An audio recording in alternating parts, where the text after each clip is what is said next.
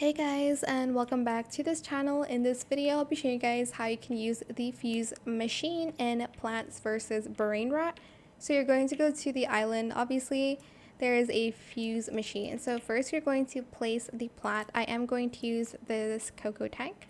Place plant, and that means I will need the giraffe.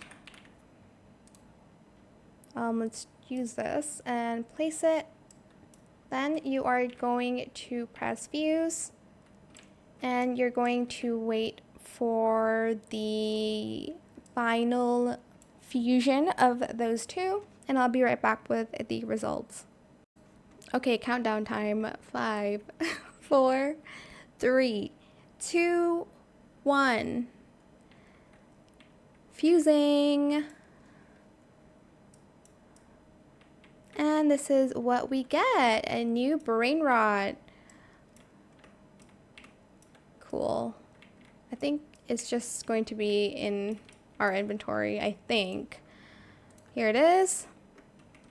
That's sweet. Okay. Is this even worth anything? Yes. Yes, sir. And that is it for this video. I hope it was helpful for you guys. Don't forget to like, comment, share, and also subscribe to this channel if you haven't done that already.